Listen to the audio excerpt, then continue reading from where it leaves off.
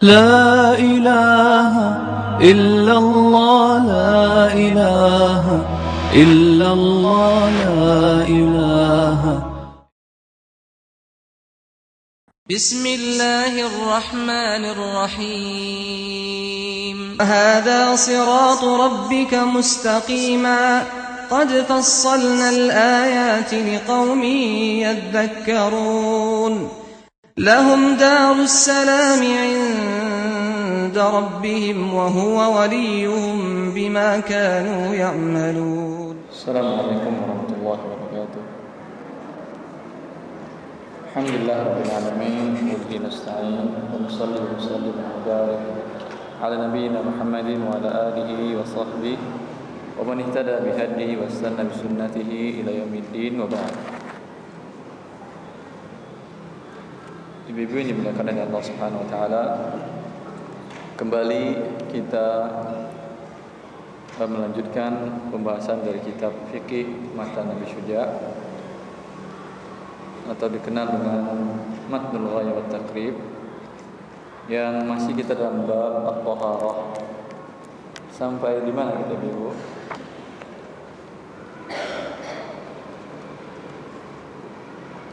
Mandi sudah kan ya? Mandi sunnah sudah, mengusap sepatu sudah. Ini sekarang. Qala al-mu'allif rahimahullah, faslun wal mas'u 'ala al-khuffaini jaizun bi thalathi syara'ita ay yabtadi'a lubsahuma ba'da kamal at-taharati wa yakuna satiraini li mahallil fardhi min al-qadamaini wa yakuna mimma yumkinu at-tatabu' al-mashyi 'alayhima wa yamsahu al-muqimu yawman wa laylatan wal musafiru thalathata ayyamin bilayalihin wa ibtida'u al-muddati min hini yahduthu ba'da lubsil khuffaini fa in masaha fil hadari thumma safar aw masaha fis safari thumma aqama atamma masha muqimin. Setelah kita menjelaskan bab tentang berwudu, kemudian bab tentang mandi, maka terkadang, dan memang ini sangat dibutuhkan terutama bagi ibu-ibu, kalau di daerah yang musim dingin, bapak ibu semua membutuhkan ini, yaitu untuk memakai penutup kaki, baik sepatu ataupun kaos kaki. Kalau untuk di negara seperti di negara tropis seperti di Indonesia, kebutuhan ibu-ibu akan kaos kaki mesti. Bapak mungkin tidak terlalu butuh, tetapi ibu-ibu mesti. Kenapa? Karena kaki aurat, kaki qadamain aurat. Ya, sepakat para ulama bahwa kaki adalah aurat. Yang tidak aurat hanyalah muka dan kafain, telapak tangan. Adapun kaki, sepakat para ulama mengatakan bahwa itu adalah aurat. Tidak ada khilaf dalam hal ini. Sehingga adalah Ummu Salamah meminta kepada Rasulullah SAW untuk kain beliau, abaa atau kain penutup yang dipakai dari kepala sampai ke bawah, urkhi ma shibran ya Rasulullah. Kata dia, ya Rasulullah, bolehkah aku lebihkan satu jengkal ke tanah? Kata Rasulullah, boleh. Zira'an ya Rasulullah, satu hasta ya Rasulullah. Kata Rasulullah, boleh. Ya. Maka di dalam bahasa Arab dikenal dengan zail. Zail itu kalau untuk hewan, zail dari al-baqar adalah ekor. Ekor, tahu ekor kan ya? Ekor sapi. Kalau bagi wanita, zailul mar'ah itu dia, kainnya yang di lantai, yang ke lantai, yang panjang satu jengkal, lebih satu jengkal, yang ini menyentuh lantai. Ini dinamakan dengan zail. Mungkin pertanyaan kita, bukankah mungkin terkena najis? Rasulullah mengatakan, zailul mar'ah, kain yang berlebih tersebut, tanah akan membersihkannya. Tanah akan membersihkannya, sebagaimana juga sendal dan sepatu. Sendal dan sepatu. Nah, kebutuhan akan penutup kaki ini besar sekali, apalagi terutama untuk wanita. Maka pembahasan ini menjadi sangat penting. Bila wanita atau laki-laki yang menggunakan penutup kaki, dengan demikian tertutup kaki yang harus dibasuh ketika berwudu. Ketika itu tidak perlu dia membuka sepatunya atau membuka kaos kakinya. Tidak perlu membuka kaos kakinya atau sepatunya. Berdasarkan hadis yang diriwayatkan oleh Mughirah bin Syu'bah bahwa Nabi SAW dalam sebuah perjalanan, ketika Mughirah memberikan bejana kepada beliau, ya, beliau berwudu. Ketika membasuh kedua kakinya, Mughirah ingin menunduk dan menanggalkan sepatu Rasulullah SAW. Rasulullah mengatakan, da'huma fa inni adkhaltuhuma tahirataini. Kata beliau, biarkan, jangan dilepas, karena aku memakainya dalam keadaan bersuci. Dari hadis ini dan hadis-hadis yang lain, para ulama menjelaskan persyaratan untuk sahnya mengusap kaos kaki atau sepatu ini. Masih ingat ibu beda mengusap dengan membasuh? Masih? Apa perbedaannya?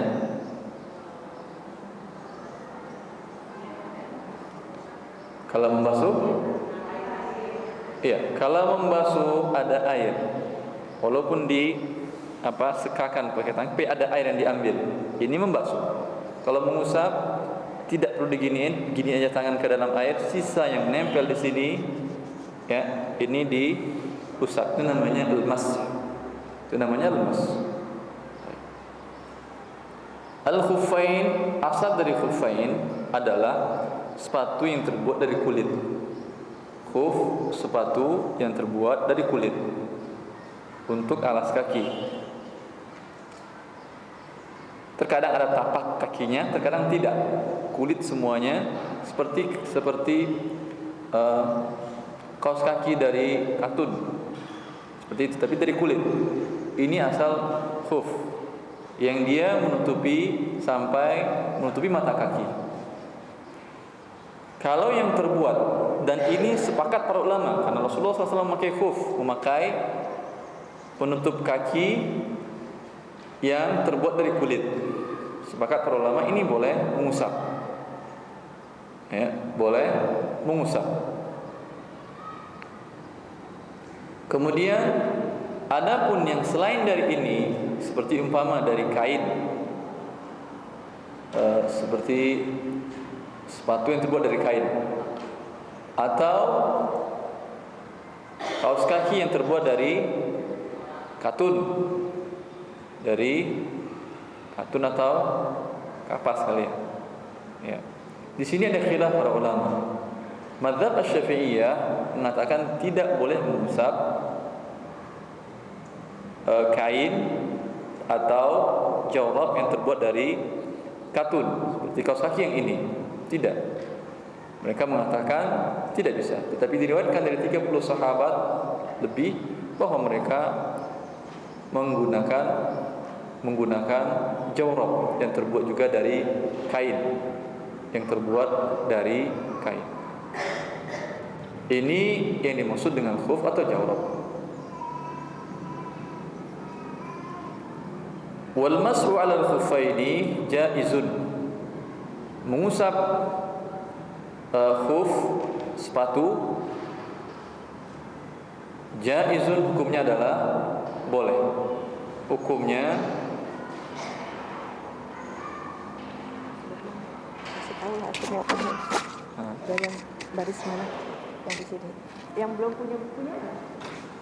Ya, yang belum punya buku ini ada bahasa Arabnya.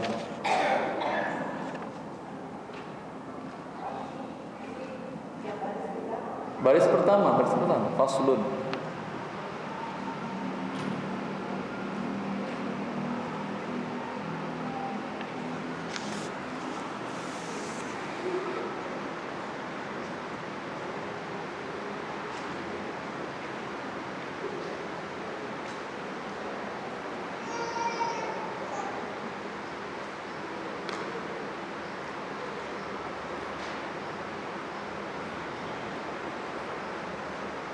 Ibu yang mengambil kopian ada syaratnya ibu ya, harus hafal.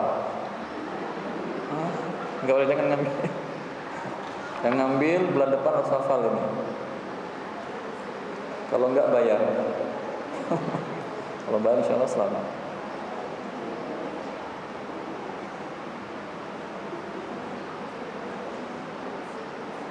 Orang dahulu belajar kitab itu dihafal ibu, dihafal. Baik.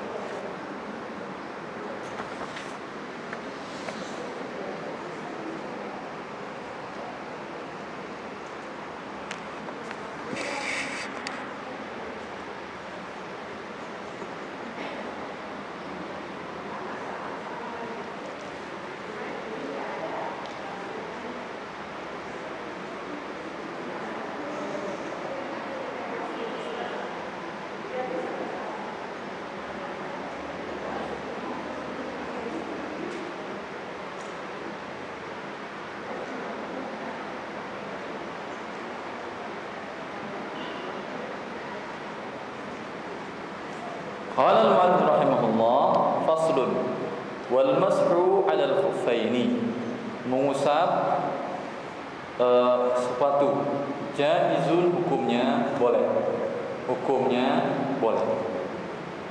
Apa arti boleh ibu? Dilakukan berpahala atau tidak? Ditinggalkan berpahala atau tidak? Afdalnya sebagaimana hadis Mughirah bin Syu'bah tadi, mu'allif hanya menjelaskan hukumnya jaiz atau tidak jaiz. Tapi hukumnya sebetulnya berbeda berdasarkan kondisi. Bila dalam keadaan kita memakai kaos kaki atau memakai sepatu, pendapat seluruh para ulama sepatu, kaos kaki menurut pendapat yang kuat dari perbedaan pendapat para ulama tentang mengusap kaos kaki tadi. Bila kita dalam keadaan itu, lalu kita berwudu, nah kita mengusap ketika membasuh muka, tangan, kemudian mengusap kepala. Waktu ingin membasuh kaki, tidak dianjurkan kita membuka kaos kaki. Sunnahnya dibiarkan kaos kakinya dan dibasuh atau diusap dan diusap. Berdasarkan hadis hadis Mughirah bin Syu'bah tadi yang kita jelaskan di awal, ketika Mughirah ingin menanggalkan kaos kaki Rasulullah, sepatu Rasulullah, maka Rasulullah mengatakan da'huma, biarkan, jangan ditanggalkan. Fa inni adkhaltuhuma tahirataini. Jangan dilepas. Ini sebaiknya. Kalau kita tidak sedang memakai kaos kaki, ya, maka apakah disunnahkan kita memakai kaos kaki agar dapat ibadah masah ini? Tidak. Jadi sebaiknya jelas ibu. Suaranya jelas. Maka sebaiknya dengan dibasuh atau diusap?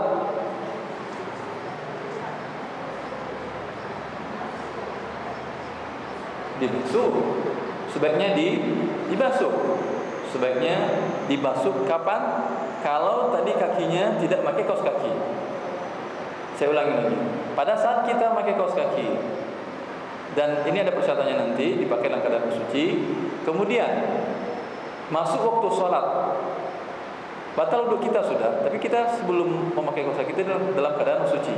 Lalu batal sholat, batal wudhu kita. Kita ingin sholat zuhur nanti, kaos kaki tidak belum kita buka. Ya, seperti sekarang datang kajian sudah berwudhu lalu pakai kaos kaki. Pada waktu zuhur belum kita buka kaos kaki. Ketika ingin sholat zuhur, ketika kita berwudhu, sebaiknya kita mengusap kaos kaki atau dilepas sehingga dengan dibasuh kakinya. Sebaiknya diusap berdasarkan hadis Mughirah bin Syu'bah tadi. Rasulullah mengatakan da'huma fa inni adkhaltuhuma tahirataini. Biarkan, kalau tadi aku masukkan dalam keadaan bersuci. Rasulullah sallallahu alaihi wasallam. Bila dari sini kita kemudian ke rumah, kita lepas kaos kaki. Kemudian batal wudhu. Ketika ingin berwudhu lagi, apakah kita dianjurkan memakai kaos kaki sehingga kewajibannya hanya mengusap? Tidak. Sekarang yang dianjurkan adalah dengan membasuh.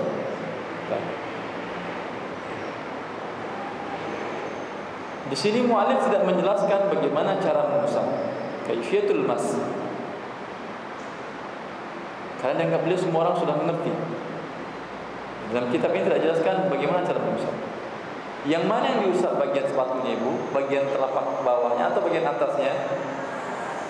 Kalau kaos kaki, atas yang di bawah, atau dua-duanya, atas dan bawah?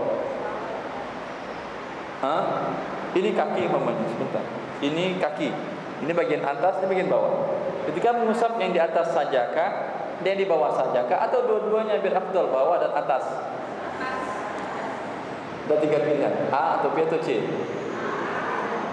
A apa tadi A? B apa B?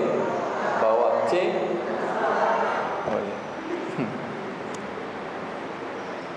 Yang kotor yang atas atau yang bawah ibu? Yang bawah kan yang injakkan. Lalu kenapa yang atas ibu basuh? Kenapa yang atas diusap? Baik, sekarang ulang lagi. Yang atas atau yang bawah yang diusap? Atas juga. Yang kotor yang mana? Yang bawah apa yang di atas? Kenapa yang di atas diusap? Kenapa? Jawab. Karena yang bawah kena tanah. Karena itu dia diusap biar bersih.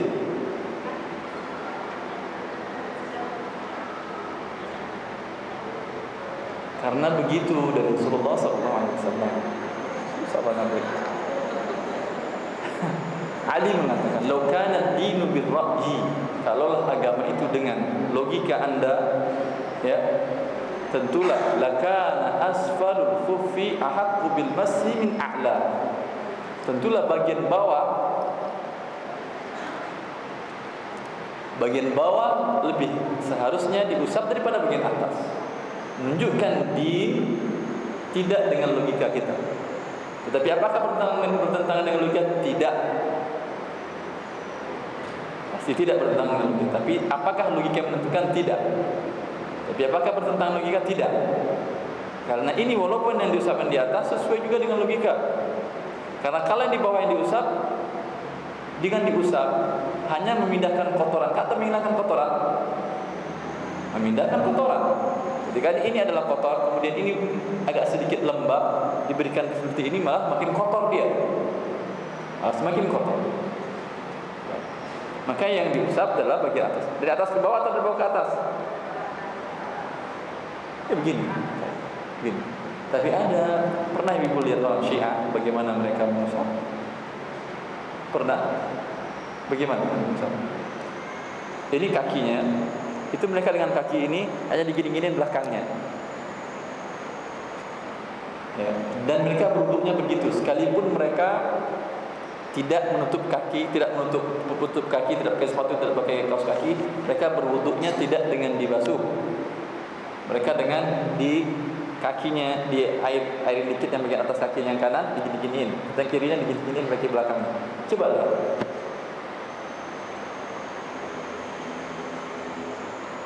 Kalau keadaan begitu, sah atau tidak wuduknya? Tidak sah wuduknya. Menurut ahlu sunnah atau menurut siapa tidak sah? Menurut Allah.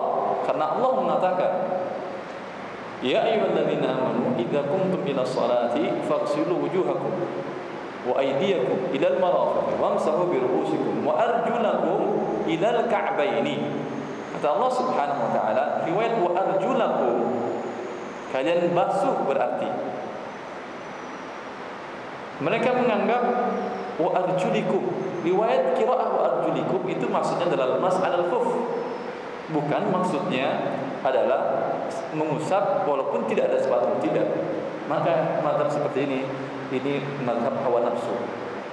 Demi Allah, agama Syiah adalah mazhab hawa nafsu. Mereka ingin berbeda dengan Ahlus Sunnah, dan sampai adzan mereka berbeda. Adzannya di mana-mana kaum muslimin adzannya adalah asyhadu an la ilaha illallah, asyhadu anna muhammadar rasulullah, hayya 'alas shalah. Mereka tidak tambah lagi. Pernah dengar adzan mereka? Di Mekah, kalau di Muzdalifah, kalau ibu mesti Muzdalifah, dekat dari dari Timur Tengah, biasanya ada khusus tenda Timur Tengah karena saya haji di dalam sana terus. Itu mereka adanya setelah asyhadu anna Muhammadar Rasulullah, asyhadu anna Aliyan waliyullah. Baru hayya Rasul. Mereka bersaksi bahwa Ali adalah waliullah. Tidak ada di dunia Islam kecuali di agama mereka. Adzan pun pertama.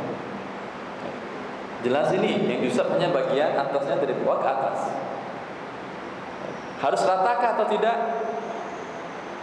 Harus rata. Ini kaki begini, ambil air pakai tangan, ya, tidak diambil, artinya dilembabkan saja, basah saja, kemudian lembab, kemudian diginiin. Jadi tidak mesti harus rata bagian atas permukaan ini harus kena telapak tangan, tidak. Karena maksud dengan almas bukan adalah meratakan, tidak. Ya. Kemudian yang kiri tadi juga diginiin, yang kanan dulu dengan tangan kiri, kemudian atau yang kanan juga boleh, kemudian yang dengan yang kiri. Selesai sudah. Sah atau tidak sholatnya setelah itu? Sah atau tidak sholatnya? Sah. Bisalasati syara'ita. Al-Imam Al-Qadhi Husain Abu Syuja' menjelaskan dengan 3 syarat. Boleh mengusap tadi dengan 3 syarat. Ayyabtadi'a lubsahuma ba'da kamadit taharati. Bahwa dia memulai memakai kedua sepatunya setelah sempurna suci. Sempurna suci, sempurna dia berwudu, dalam keadaan dia telah berwudu. Kalau dia berwudu,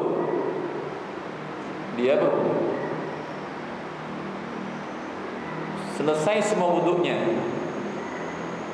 kemudian baru pasang kaos kaki atau sepatu. Nanti ketika dia berwudu kembali, cukup dengan mengusap. Ini sah? Sah. Kalau ketika berwudu dia membasuh muka, tangan, kemudian kepala, ya, telinga sekalian. Kemudian ketika kaki dimasukkannya dulu kaos kakinya, lalu diusap sekarang. Sah wudu atau tidak? Sah wudunya atau tidak?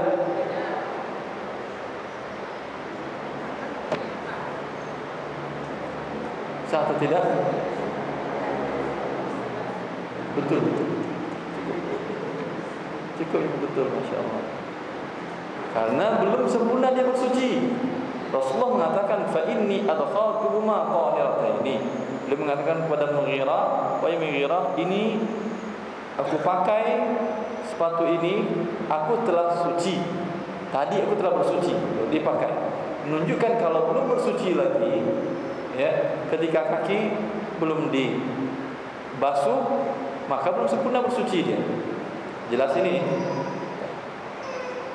Setelah bersuci dipakai dia.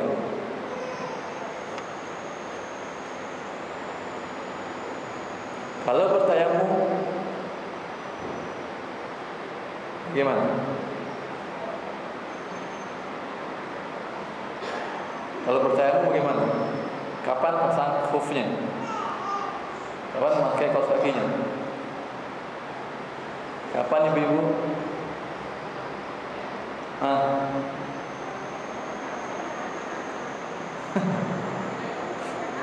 Iya betul, Masya Allah, betul sekali. Tayamum tidak perlu khuf diusap. Jelas? Tayamum tidak perlu khuf diusap atau kaos kakinya tidak perlu diusap. Itu persyaratan pertama. Wa ayyakuna satiraini li mahalli ghaslil fardhi min al-qadamaini. Dan bahwa adalah khufan, yaitu sepatu tadi, menutup tempat yang dibasuh pada saat berwudu minal qadamaini, dari kaki. Jelas ini? Maka sepatunya, kalau sepatu yang biasa yang di bawah tumit ini sah atau tidak digunakan mengusap? Sah atau tidak? Tahu kan jenis sepatu? Ada? Tahu ibu? Jelaskan. Sepatu begini kan ini namanya itu ini betapa yang tumit, apa namanya? Tumit mata kaki. mata kaki. Sepatunya di bawah di sini. Mata kakinya terbuka. Ini boleh atau tidak diusap? Tidak boleh.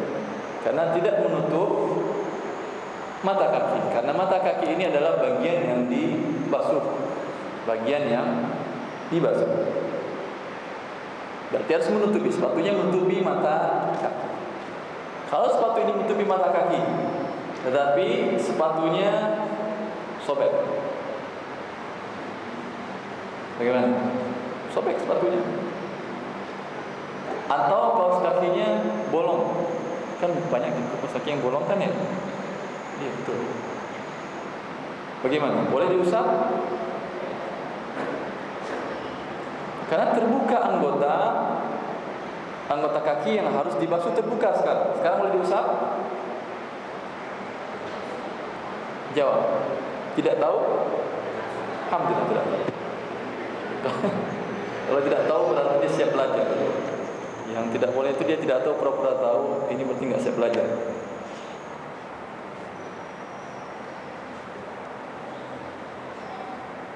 Bila masih dinamakan kaos kaki ini kaos kaki walaupun sobek sebesar uang 100 rupiah, 500 rupiah, ya, tapi namanya masih kaos kaki, maka masih boleh diusap. Jelas? Ya. Ini menurut pendapat yang terkuat. Kalau menurut mu'allif di sini, kalau terbuka sedikit pun tadi tidak boleh, ya, karena harus menutupi tempat yang dibasuh. Kaki yang harus dibasuh pada saat berwudu tadi. Jadi pendapat yang terkuat, selagi masih namanya kaos kaki boleh diusap. Tetapi kalau namanya sudah kain perca, karena sobeknya sudah segini umpamanya, atau bagian kaki depan buka semuanya, atau ada juga jenis kaos kaki yang terbuka ke depan, ada kaos kaki. Ya pokoknya ada. Nah itu tidak. Itu namanya bukan kaos kaki. Bukan kaos kaki. Atau bukan jawab. Mana dalilnya kalau sobek masih boleh? Dalilnya adalah, pertama, dalam bahasa al-itlaq, mutlak itu digunakan sebagai dalil. Zahir itlaq, mutlaqul lafz merupakan dalil. Selagi namanya masih kaos kaki tidak ada. Karena para sahabat, apakah kaos kaki mereka tidak ada yang sobek? Apakah sepatu mereka tidak ada yang sobek? Banyak. Bukankah dalam perang Zatul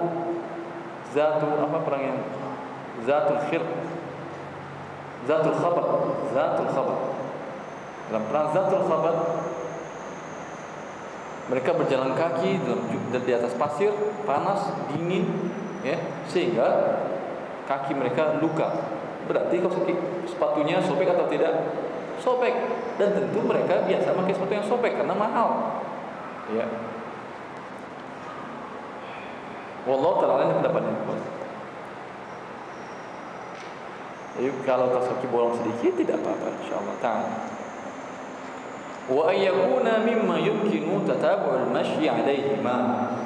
Wa ayyakuna mimma yumkinu tatabu'ul masyi 'alaihima. Dan bahwa adalah keduanya sepatu tersebut mungkin digunakan tatabu'ul masyi, mungkin menggunakan tatabu' itu artinya berturut-turut. Al-masyi 'alaihima digunakan untuk berjalan. Artinya digunakan untuk berjalan. Oleh karena itu, mazhab Syafi'iyah mengatakan bahwa jorab kaos kaki tidak sah diusap karena tidak bisa dibawa berjalan. Bisa dibawa berjalan? Bisa. Bisa kaos kaki dibawa berjalan? Bisa atau tidak? Bisa, tapi di atas karpet, di atas lantai. Tapi main bola pakai kaos kaki di lapangan bisa? Kapan orang dahulu berjalan di lantai dan karpet? Kapan? Di dalam masjid Rasulullah pun tidak ada lantai, ada karpet. Maka ini dalil yang digunakan oleh mazhab Syafi'iyah bahwasanya yumkin tatabul masyi 'alaihima. Tapi kata jumhur para ulama, ya, di mana sebagian sahabat juga menggunakan pengganti dari khuf mereka dari kulit mereka buat dari kain, mereka ikatkan pakai kain, ya, seperti dengan jabirah. Kemudian itu juga bisa digunakan berjalan. Walaupun tidak bisa berjalan umpamanya atau main bola selama 2 hari akan sobek, tapi main bola sebentar, sekali 2 kali bisa tetap bermasyia ini. Wallahu taala alam, kita berjumpa dalam ini lebih kuat. Jelas ini ibu persyaratan pertama. Wa yamsahul muqimu yawman wa lailatan. Dan orang yang mukim mengusap selama sehari semalam. Siapa orang yang mukim? Apa maksud dengan mukim? Tetap di rumah saja, tidak musafir. Apa yang dimaksud dengan musafir? Perjalanan panjang, jauh. Baik. Berapa kilo jauhnya? Hah? Di atas 500 kilo? Di atas 88 kilometer. Baik. Dari sini kota wisata 5 km ujung ke ujung kan? Atau lebih? Anggap 5 km dari ujung ke ujung kota wisata. Anggap. Kira-kira lebih. Ujung ini jalan boulevard sampai ujung. Muter dia 100 kali. Berapa kilo berarti sudah? Serius. Berapa kali berarti? Berapa? 500. Ini safar atau tidak? Kenapa tidak? Tadi dikatakan 80 kilo, ini sudah 500 kilo. Apa ini? Itu apa ya? Dari batas rumahnya dia, tidak kembali ke rumah, dari batas rumahnya itu. Baik, kita coba ngitungnya. Ibu dari batas rumah ibu sampai ke Cengkareng, berapa kilo itu? Sampai 80 kilo? Bisa nggak sampai? Bandara. Sampai. Safar namanya. Cengkareng ibu safar namanya, musafir ibu. Pertanyaan saya tinggal jawab iya dan tidak. Hah? Tidak. Berarti bukan itu definisinya. Bukan batas rumah. Dari batas kota mulai ngitungnya. Baik. Ya. Jadi batas gerbang kota wisata itu maksudnya ibu kota kan kota? Hah? Bogor. Mana batas kota ibu di sini sekarang? Kalau rumah di kota wisata, mana batas kotanya dia? Hah? Jembatan batas kota? Jembatan? Tahu. Itu siapa yang membuat batas kota seperti itu? Hah? Itu pemerintah yang buat. Apakah ini maksud para fuqaha kita? Kalau pemerintah menentukan batas kotanya, begitu maksud mereka dahulu? Apakah dulu ada ini kota ini? Yang dimaksud dengan batas kota terlalu panjang ibu ya. Tapi ini penting karena salah ibu kapan boleh mulai sholat mengqashar. Kapan boleh mengqashar? Kalau ibu masih di rumah, memang mau berangkat umroh ke Saudi, itu safar atau tidak ke Mekah? Berapa kilo? 9.000 kilo ada kan? 9.000 kilo ada. Kalau lurus 9.000 kilo ada. 9 jam lebih. Safar namanya. Ibu masih di rumah. Sudah boleh kamu qashar atau belum? Belum karena masih di rumah. Tapi kalau tadi batas safar adalah depan rumah, keluar satu langkah sudah boleh qashar. Ini konsekuensi ibu menentukan mana batas safar. Jelas? Tetapi keluar dari batas kota, mana batas kotanya tadi? Yang dimaksud dengan batas kota adalah nihayatul buyut atau manazil. Kota di mana orang berkumpul di sana, walaupun namanya desa, walaupun namanya kampung, tapi di mana orang berkumpul di sana, kemudian berakhir dari ujung perumahan. Kan biasanya begitu kan, ujung rumah-rumah ada jarak antara dengan kota selanjutnya, ada kan? Ketika mulai persawahan atau mulai hutan atau mulai awal ini keluar kota sudah. Jelas? Keluar kota. Pada waktu itu sudah boleh kita mengqasar. Sudah dinamakan kita musafir. Tapi bila masih di dalam ini masih perumahan, sudah keluar dari rumah kita walaupun 5 kilo, seperti sini ke depan 5 kilo, tapi masih perumahan nyatu semua. Keluar alternatif juga masih nyatu semua kan? Kalau umpamanya ke Cianjur, di mana batasan rumah-rumah sudah mulai sepi? Ketika sudah mulai sepi, tidak ada lagi rumah penduduk, sini baru mulai keluar batas kota. Dari sini mulai begitu. 80 kilo itu di sini mulai begitu. Dan ini akan berubah dari waktu ke waktu. Jakarta di tahun 1770. Masih ingat Ibu? Zaman VOC Belanda. Itu batas kota Jakarta mana? Hah? Ada Menteng pada waktu itu? Wallahu alam. Paling ada Ciliwung kali, karena mereka menggunakan ini kan air kan. Paling pasar ikan, pelabuhan. Itu yang masuk di Jakarta. Sekarang melebar sampai batas kotanya seperti ini. Ini masih bisa dikatakan karena bersambung perumahan atau tidak sampai kemari? Tidak, berhenti sudah. Lihat di tol tadi sudah berhenti, masih ada perumahan atau tidak di tol tadi? Itu berakhir sudah. Paham yang saya maksudkan? Ini jalan nyambung-nyambung, kemudian nggak ada lagi perumahan, sudah mulai hutan perkebunan, selesai sana batas kotanya. Walaupun mereka secara teritorial pemerintah mengatakan batas kota di sini, tapi di sini sudah habis perumahan, ini sudah batas kota secara syar'i, secara hukum fikih. Jelas Ibu? Jelas atau tidak? Baik. Dan dia meluas terus. Maka dahulu Syekh Abdul Aziz bin Baz rahimahullah, mufti kerajaan Saudi Arabia, ketika ditanya tentang mengqasar dari antara Riyadh ke apa nama daerah dekat gitu. Lupa saya nama kota yang terdekat di situ. Dulu beliau mengatakan boleh mengqasar. Belakangan beliau mengatakan tidak boleh lagi mengqasar kalau cuma tujuannya ke daerah tersebut. Karena kota Riyadh membesar dan kota tersebut membesar, meluas sehingga menjadi menyempit. Sekarang kalau dari batas kota Jakarta ke Bogor, safar namanya masih 80 kilo atau tidak? Kurang kan? Kurang. Ke kota Bogor, yang saya maksud kota Bogor yang ada di situ Istana Presiden. Kurang kan? Ya. Dari sini ke Bandung lebih, batas kota antara sini ke Bandung masih lebih 80 kilo. Tapi nanti suatu saat membesar ke Cianjur lebih 80 kilo. Lebih kan ya?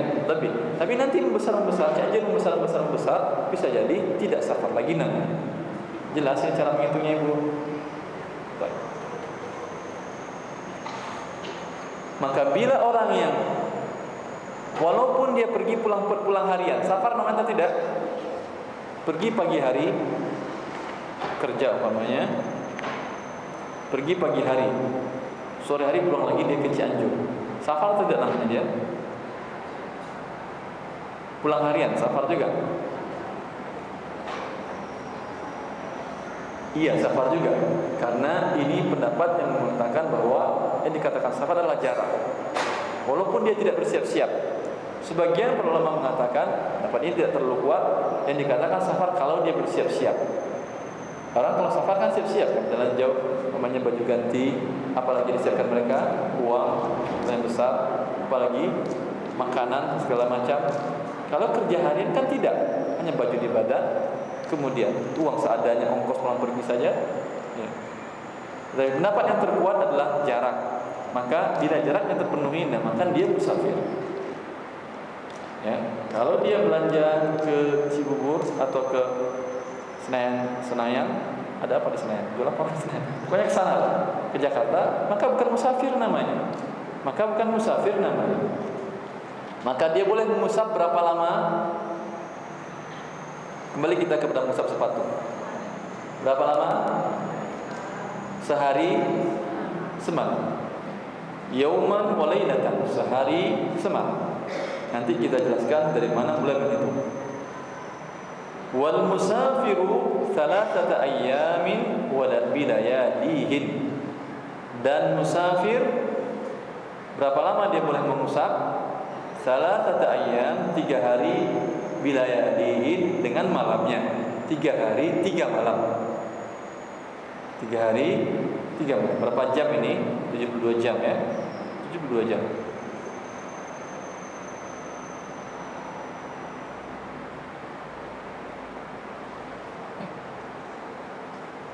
Ibu dari sini ke Mekah musafir atau tidak namanya? Musafir. Sesampai di Mekah, berapa hari ibu di Mekah? Sebulan, 9 hari, 9 hari. Sudah tahu jadwal keberangkatan kembali ke Indonesia. Kalau umroh 9 hari, kalau haji lebih dari itu 40 hari terus selanjutnya. Di sana waktu di Mekah boleh mengusap selama berapa hari? Cerna dengan baik dulu pertanyaannya. Ibu dari sini orang Indonesia, paspor Indonesia, pergi ke Mekah umroh musafir. Sampai di Mekah jelas bahwa akan minimal di sana 9 hari, minimal seminggu 7 hari. Ketika di Mekah 7 hari tersebut, ibu mengusap selama berapa hari bolehnya? Sehari semalam atau 3 malam?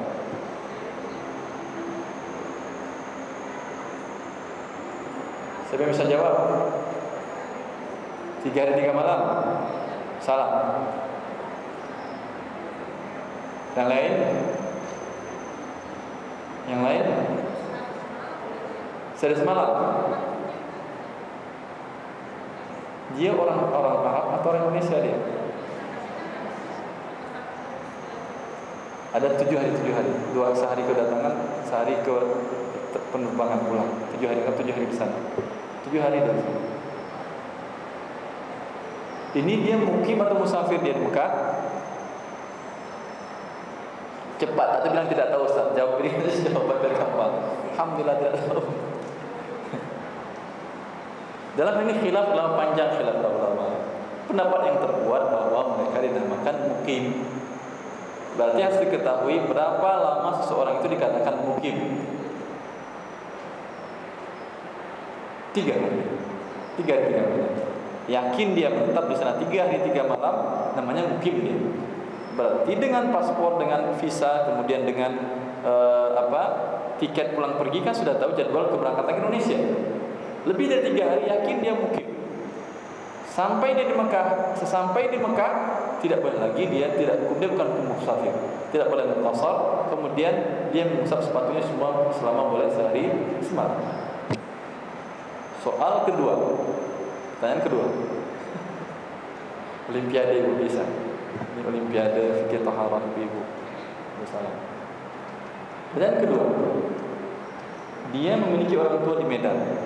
Terbang dari Jakarta ke Medan. Rumah orang tuanya di Medan. Dari Jakarta ke Medan ini musafir atau tidak namanya? Musafir. Di sana dia cuma 2 hari. Cuma 2 hari. Sampai di rumah orang tuanya, berapa hari dia boleh, berapa lama dia boleh mengkosor dan mengusap. Sama di sana 2 hari itu boleh sama mengusap. Iya betul begitu. Jangan salah lagi. Iya, yakin salah. Yakin salah. Iya salah. Yang betulnya kalau sampai ke rumah orang tuanya, sampai ke rumah dia namanya tidak musafir lagi dia. Perjalanannya ya safar dia. Jelas ini ibu. Sampai di rumah orang tua tidak boleh lagi mengkosor. Sampai masuk kota tadi, sampai turun dari bandara, sampai di kota orang tuanya, ini rumah orang tua, rumah dia atau bukan? Rumah dia. Sama dia pergi ke rumah dia juga. Seumpamanya suami punya istri 3. Umpama, tidak masalah. Dia tinggal di Jakarta istri pertamanya, istri kedua tinggal di Surabaya, istri ketiga tinggal di Medan. Ketika dia sampai di Medan, bukan musafir lagi namanya. Ketika sampai di Surabaya, bukan musafir lagi namanya. Walaupun cuma 2 hari dia di sana. Jelas? Karena di sana ada rumah orang tua atau rumah istrinya. Jadi kalau di sana tugas atau ke rumah saudara bukan rumah dia. Maka masih musafir namanya, suruh hukum safar masih boleh berlaku untuk dia. Jelas sampai di sini? Mana dalilnya Ustaz? Dalilnya adalah perbuatan Utsman bin Affan. Utsman bin Affan di Arafah beliau tidak mengqasar dan tidak menjamak. Beliau salat mengatakan 4 rakaat. Di Musdalifah juga begitu beliau, di Mina juga begitu. Sehingga sebagian sahabat ingin berdiskusi dengan Utsman. Lalu Utsman mengatakan, aku memiliki istri di Mekah. Antara Mekah dengan Arafah tidak safar, jaraknya tidak sampai safar. Ya. Maka ini tidak Utsman karena dia mengatakan dia memiliki istri di Mekah. Jelas ini Ibu. Dalam perjalanan tadi ada rumah istri perjalanan tadi. Tergantung. Kalau setiap perjalanan ada rumah orang tua, ada rumah istrinya, berarti nggak boleh. Artinya, kalau dia naik bis umpamanya dari Jakarta di Banten ada istrinya lagi, di Lampung belum lagi jarak safar ada lagi rumah orang tuanya, belum lagi jarak safar ada lagi rumah istrinya, itu nggak boleh dia. Berarti mukim terus dia lewat jalan ini terus mukim dia walaupun 2000 kilo. Jelas? Tapi kalau tidak ada di sini rumah istri, tidak ada rumah orang tuanya juga, tidak ada rumah dia, berarti dia musafir terus namanya sampai ke rumah orang tuanya. Jelas?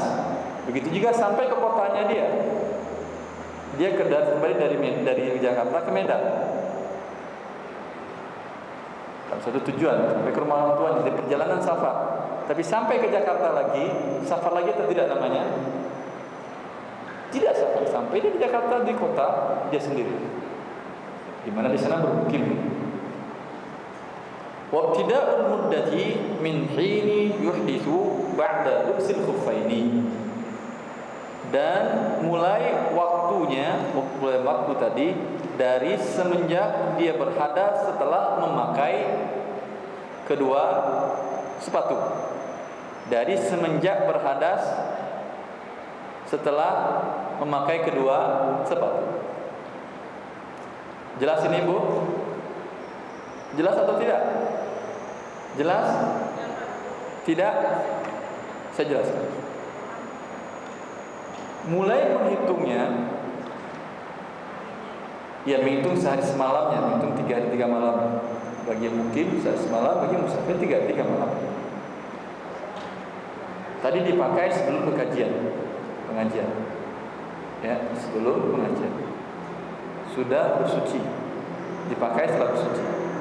Anggap bersuci dari jam 7. Jam 7. Pakai kaos kaki sampai jam 9. Belum batal wudunya. Masuk masjid dia masih salat tahiyyatul masjid dengan wudu tadi jam 7. Sampai zuhur belum batal juga wudunya. Ada seperti ini. Alhamdulillah banyak. Sampai zuhur belum batal wudunya, salat dengan tadi. Kemudian setelah zuhur habis makan siang batal wudunya. Kapan mulai menghitung?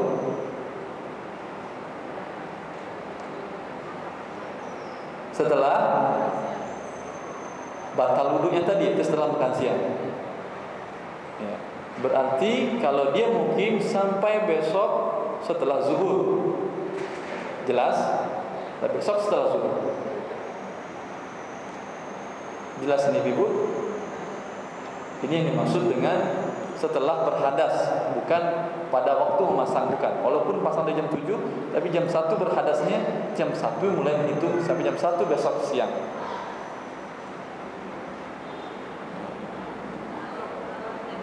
Nanti tanya nanti sabar.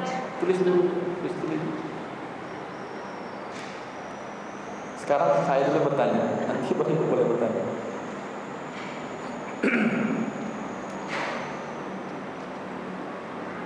3 hari 3 malam. Kalau dalam musafir tadi, sekarang ada musafir 3 hari 3 malam?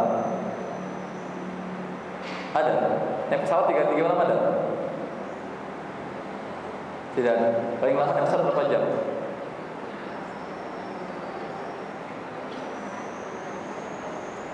15 jam ada pesawat terbang 15 jam. Direct langsung ada. Ada di bekas bekas apa namanya? Pramugari ada. 15 jam tidak ada. 11 jam paling jauh, 11 jam. Anggap 11 jam. 11 jam. Lalu ini maksudnya apa 3 malam musafir? Orang nggak ada yang safar 3 malam, atau ada yang safar 3 malam? Oh masih ada. Kalau dia naik mobil pribadi dari Bali ke Aceh sampai 3 malam atau kurang? Sampai anggap itu ada. Atau ada lagi yang lain bentuknya musafir 3 malam? Ada? Kapal laut, ya. Rasa ke atas dia ibu, ke bulan gitu mamanya. Sholat di mana dia? Ya orang mungkin nggak sholat, jangan kita bahas itu. Yang biasa itu, yang biasa. Dia nggak sholat, dia nggak bakal juga mengusap sepatu kakinya dia. Tapi kalau nanti ibu mau ke atas sana, yang sholat nasa tadi, baru tanyakan, gimana Ustaz cara sholatnya gimana? Sekarang kita biarkan dulu aja. Membuang waktu kita membahas mereka.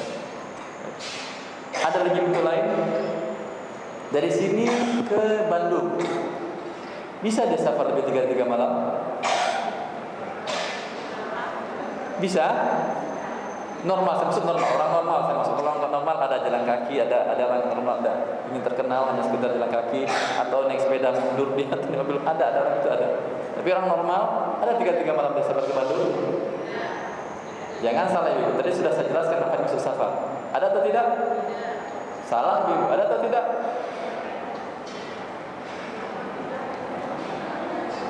Ada? Ada. Kalau di Bandung tidak ada rumah orang tuanya dan bukan rumah istrinya dan dia di sana. Oh, masya Allah. Perjalanan dari sini berangkat dia pagi hari umpamanya. Dan macet bisa 24 jam bisa kan? 24 jam habis sehari. Di sana dia 2 hari setengah. 2 hari setengah dia. Belum mukim kan namanya masih 2 hari setengah. Belum mukim namanya. Di sini sehari 2 hari setengah, 3 hari setengah sudah. Jadi safar atau tidak hukumnya ini dia orang? Safar. 3 hari 3 malam ini dia safar walaupun ke Bandung. Sehari semalam di perjalanan masih boleh musaf sampai di Bandung. Sehari semalam sebelum musaf, 2 malam masih musaf, karena masih dia musafir. Pada hari ketiga masih boleh musaf. Pada hari keempat baru tidak boleh musaf dia. Kalau dia pulang lagi di waktu itu 24 jam lagi, 5 hari boleh musaf. Kenapa? 5 hari safar dia. Musafnya boleh berapa hari cuman? 3. Jelas itu. Masya Allah. Soal yang bagus kan?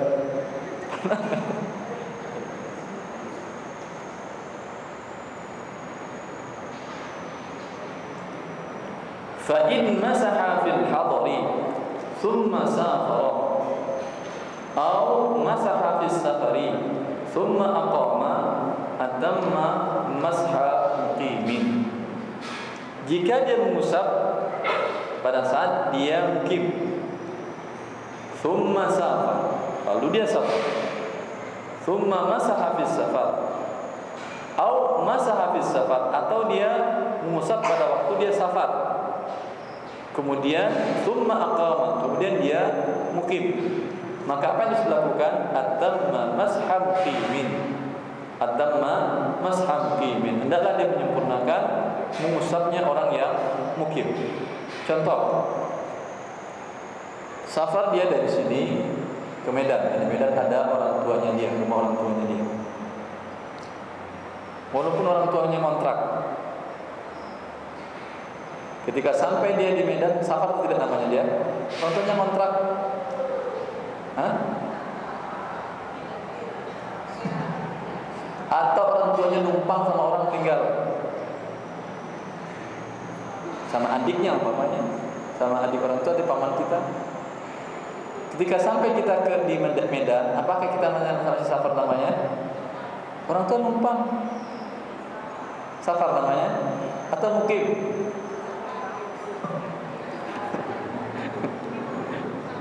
Masya Allah, Masya Allah. Ibu sekalian, maaf ibu, saya tadi minta kemarin oleh Syariah Economic Finance, Syariah Economic Forum, saat dia akan mengadakan Olimpiade Fikih Muamalat se-Indonesia. Saya diminta untuk buat soal fikih muamalat. Tentu saya buat soal yang sudah saya buat kan. Karena itu tertawa saya kepada ibu, sekarang saya buat soal yang sudah juga. Saya ambil ibu peserta Olimpiade. Olimpiade Toharoh, nanti kalau pelajar kita muamalat, Olimpiade muamalat ada. Ibu-ibu sekalian, tidak ada persyaratan mukim itu harus rumah sendiri, harus memiliki tanah dan memiliki rumah. Tidak. Tidak ada persyaratan dalam Islam. Dinamakan mukim dan musafir itu dia punya rumah di sana milik sendiri, atas aktanya nama dia, bukan kontrak, bukan numpang. Tidak. Walaupun di sana orang tuanya umpamanya rumahnya rumah ada seadanya, karena di bawah jembatan, di mana tidak ada masalah bagi dia, mungkin alhamdulillah. Ya, selagi dia tidak pernah mencuri, walaupun tidak bagus karena aurat tidak tertutup, ya. Itu namanya saya mukim sudah. Kalau lebih dari 3 hari dia di sana. Kalau orang tua tadi tinggal 3 hari di sana, walaupun bukan teman. Nah, ketika kita sampai ke kota tadi, atau seperti yang tadi juga, walaupun istrinya itu tinggal di rumah mertuanya, bukan rumah istrinya, ya, tetap sampai di kotanya itu namanya mukim, bukan musafir. Dia berangkat dari Jakarta, musafir ingin ke Medan, naik darat. Berapa hari kalau naik darat? Enggak tahu. Ke Medan berapa? 2 hari 2 malam. 2 hari 2 malam, ya. 2 hari 2 malam. 2 hari 2 malam berarti sampai di Medan masih ada 1 hari dia kan? Masih ada sehari lagi kan, masih musafir, ya. Tetapi di Medan niat dia sampai di Medan selama seminggu. Selama seminggu sudah yakin selama seminggu dia, karena ada kepentingan dia selama seminggu. Walaupun di sana tidak ada orang tuanya dia. Sekarang musafir atau tidak namanya lagi sampai di Medan? Cerna dengan baik. Pertanyaan saya cerna dengan baik. Dia ke Medan dan yakin selama seminggu dinas di Medan. Di sana tidak ada orang tuanya. Tidak ada orang tuanya di sana. Sampainya di Medan, di perjalanan 2 hari. Sampainya di Medan, dia musafir atau mukim namanya? Siapa yang bilang musafir? Oh, Masya Allah, belum paham, berarti saya jelaskan dari tadi, Ibu, ya. Baru datang, makanya datang dari awal, Ibu. Nanti nggak salah fatwa Ibu bilang ke orang-orang.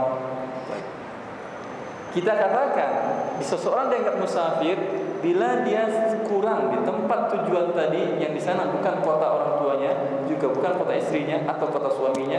Di kota tersebut dia kurang dari 3 hari 3 malam. Kalau dia yakin di sana lebih dari 3 malam, 4 hari atau 5 hari atau seminggu, karena ada dinas umpamanya, maka tidak dinamakan dia musafir lagi. Dinamakan dia apa? Mukim. Pertanyaan belum sampai. Dia perjalanan dari Jakarta ke Medan naik darat 2 hari 2 malam. Dan tujuan dia di sana seminggu. Berarti musafir nggak sampai di Medan? Tidak. Selama dia di perjalanan tadi, dia mengusap sepatu atau kaos kakinya. Pakainya tadi dari rumah di Jakarta. Kemudian di perjalanan pun terus mengusap dan belum ada yang batalkannya. Kemudian sampai di Medan baru 2 hari perjalanan. Masih ada sehari kah atau tidak? Masih bolehkah dia masih mengusap sampai hari ketiganya, hari pertama sampai di Medan?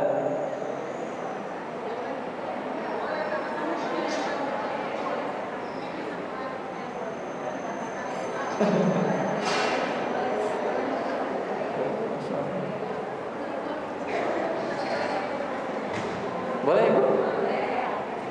Masya Allah. Karena 1 hari lagi dia musafir atau mukim. Ya, walaupun dia mukim, antar nama mukim berapa hari dia boleh? Sehari semalam. Kalaulah dia tadi di hari yang keduanya masih boleh? Tidak boleh lagi. Karena di perjalanan sudah 2 hari. Sekarang dia antar nama mukimin, sekarang dia boleh jatah sehari lagi cuma. Sehari lagi. Atau perjalanannya sehari. Perjalanannya sehari. Di Medan dia masih terus mengusap berapa hari? Di Medan boleh cuma sehari juga. Karena atau mashab mukimin. Karena dianggap sudah mukim dia, maka sehari semalam lagi sisanya. Nah, itu maksud dengan atar mashab mukim. Gimana ini? Ternyata fikih susah kan? Jadi saya ingatkan dari awal ini, jangan minta kajian ini kajian yang susah. Tapi ini kajian yang penting karena berkaitan dengan amalan kita sehari-hari. Wa yabtulul mas'u bi thalathati asya'a. Dan batal mengusap itu dengan 3 hal. 3 hal yang batalkan. Pertama, bi khal'ihima, dengan menanggalkan kedua sepatunya. Ketika ditanggalkan kedua sepatunya, batal mengusap. Nanti tidak boleh lagi dengan mengusap, harus dibasuh. Harus dibasuh. Jelas kan Ibu? Jelas? Betul jelas? Saya tes lagi. Tadi pakai kaos kaki jam 7. Sudah berwudu tadi. Ya, sudah berwudu. Kemudian sholat di masjid jam 9, kajian seperti tadi, masih berwudu itu. Ya. Kemudian pulang ke rumah, wudu masih ada, dilepas kaos kakinya. Jelas? Kemudian dia pakai, bisa dilepas, kayaknya mau wudu masih ada juga, dipakai kaos kaki lagi. Ketika ingin sholat zuhur, batal wudunya. Sekarang dia mengusap atau wajib melepaskan kaos kakinya karena usapnya batal.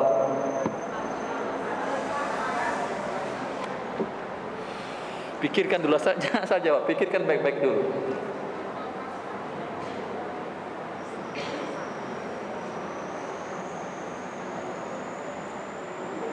Sudah? Bisa jawab? Kalau salah didenda?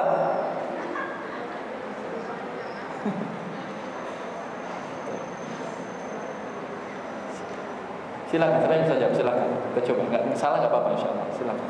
Mohon siapa yang bisa? Silakan. Silakan, enggak apa-apa, enggak apa-apa. Jadi harus dilepas pakai kaki ketika berwudu. Iya, ini pendapat pertama. Pendapat kedua, pendapat pertama wajib dilepas kaos kakinya untuk berwudu zuhur tadi. Pendapat kedua, tidak wajib dilepas, boleh dia diusap sekarang. Lalu tadi persyaratan ini batal dengan dilepas. Bagaimana Ibu? Hah? Sebentar. 3 yang batalkan mengusap, yaitu dengan dilepas kaos kakinya. Tadi kan sudah dilepas. Ya, sampai makan tadi dilepas. Dulu bagaimana? Wajib dilepas? Sekarang wajib dilepas. Berubah pendapatnya Ibu? Boleh. Berubah pendapat boleh. Para ulama ijtihad, berubah pendapatnya boleh, tapi ijtihad ya. Tidak wajib dilepas. Kenapa Ibu?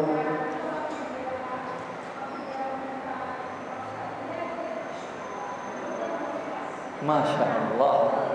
Berikan dia hadiah panitia. Hadiahnya jazakillahu khair. Itu yang paling penting. Iya Ibu. Karena walaupun dilepas dia, sekarang memang batal mengusapnya, tapi dia masih suci atau tidak? Masih. Dipakainya lagi sah, nggak apa-apa. Pakai yang kedua. Karena persyaratan dia memakai tersebut adalah dalam keadaan suci. Sekarang dia masih suci. Dipakainya lagi, maka masih dia memakai kaos kaki. Nanti untuk zuhur dia tidak wajib melepas. Sekarang jelas? Jelas sekarang? Masya Allah.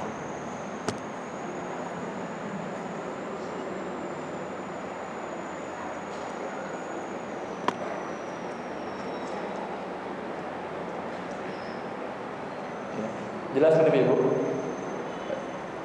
Waktu dia melepas tadi, setelah dilepas kaos kakinya, ya, sampai zuhur ternyata masih ada wudunya, kaos kaki sudah dilepas juga. Ya. Masih bolehkah dia sholat zuhur dengan wudu ini yang tadi pertama jam 7 pagi tadi? Kaos kaki sudah dilepas. Gak apa-apa. Apa harus pakai kaos kaki lagi dia sebelum sholat? Hah? Iya yang mana? Iya dua-duanya iya.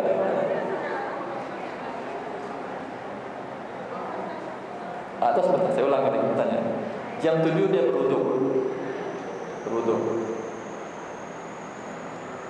Lupa saya. Tanyakan susah, saya lupa. Sebentar. Sudahlah, saya lupa. Alhamdulillah ibu selamat. Saya lupa pertanyaan sulit sebetulnya. Saya lupa. Cukup lupa. Kita lanjutkan saja ibu ya. Nanti ibu saya tanyakan insyaallah. Saya ingat. Wa qida'il muddati, dan dengan berakhir waktunya. Dengan berakhir waktunya maka batal musab. Untuk mukim tadi, Anda yang kasus yang pertama tadi, setelah makan siang batalnya kan? Ya, sampai esok hari mulai menghitungnya setelah makan siang, karena dia makan siang berhadas. Masih ingat yang pertama tadi? Ya. Sampai esok hari di waktu yang sama selesai sudah. Untuk sholat asar, ketika dia harus berwudu, apakah wajib dia menanggalkan puasa atau tidak? Wajib, karena waktu sudah berakhir, maka wajib. Tapi kalau saat dari zuhur tadi dia masih musab dan wudu untuk asarnya masih ada, kaos kakinya kan sudah tidak wajib, sudah kalau wudu kan wajib dilepaskan. Masih bolehkah dia sholat asar?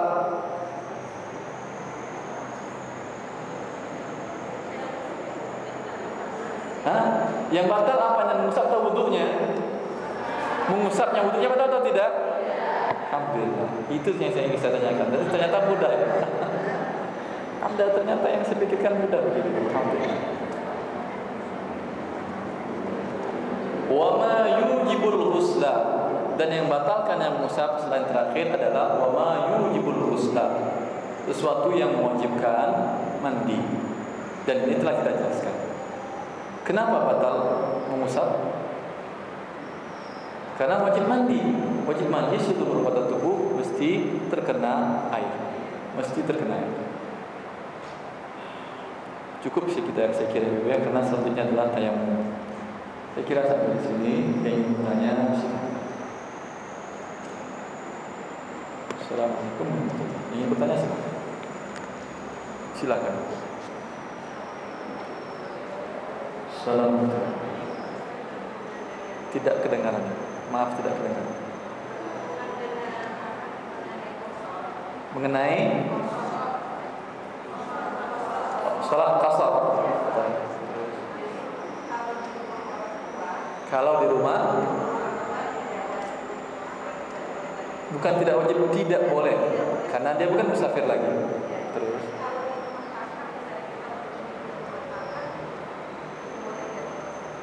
ke rumah kakak, rumahnya di Medan umpamanya, orang tua sudah meninggal umpamanya, yang ada kakak, masih boleh berqasar karena bukan safar, karena masih safar namanya. Jelas? Kenapa ibu? 3 hari, tidak termasuk hari kedatangan, hari keberangkatan. Dengan syarat 3 hari tadi tersebut kita belum pasti beberapa hari di sini. Kemungkinan sehari, kemungkinan 2 hari, kemungkinan seminggu, tidak belum pasti. Tapi kalau sudah pasti, maksudnya itu sudah pasti seperti kita ada yang harus dilakukan, nunggu keluarga nikah, yang lain ada nikahnya seminggu lagi. Ini berarti kita akan nunggu kan? Ini ketika sampai bukan musafir lagi namanya. Tidak boleh berqasar. Tidak boleh lagi berqasar. Jelas nih ibu, ini penting sekali. Ya, ketika sampai dan kita yakin akan lebih dari 3 hari di sana, maka tidak dinamakan kita dengan mukim. Tapi kalau masih ragu, berapa hari? Mungkin sehari, urusan tergantung urusan. Mungkin bisa selesai sehari, mungkin 2 hari, mungkin 3 hari. Ini hari pertama masih boleh muqassar. Kedua masih boleh muqassar. Ketiga masih muqassar, ternyata masih belum selesai urusan. Hari keempat tidak boleh. Jelas?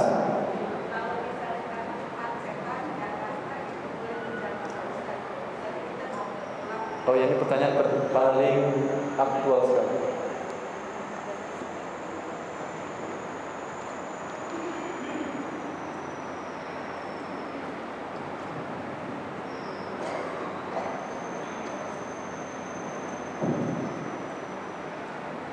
Pertanyaan yang kedua, Pak Ustaz, kalau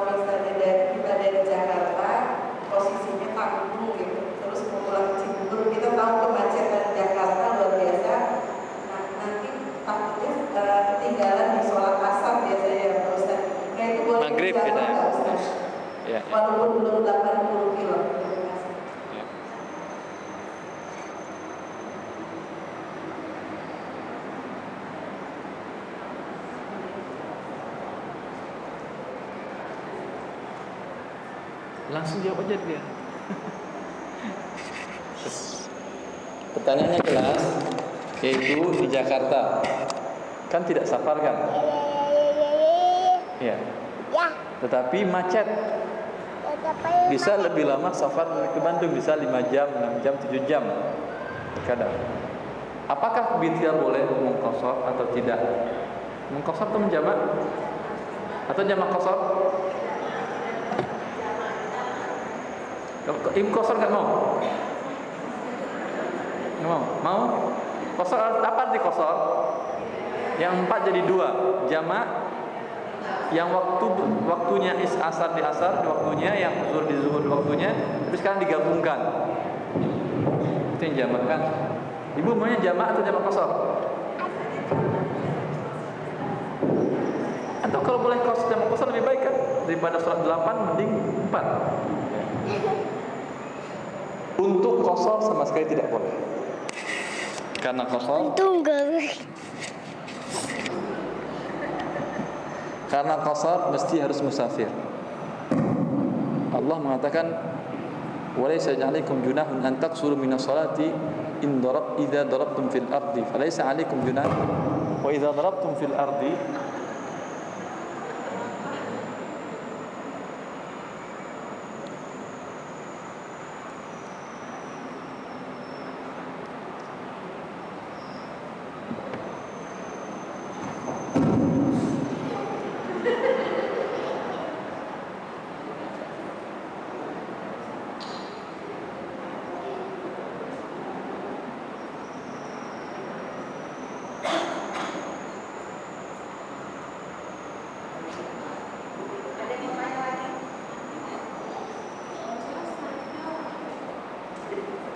Nggak bisa, Ustaz.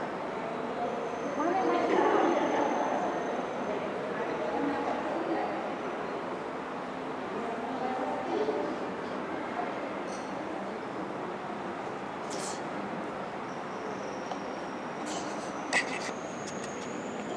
Tuh.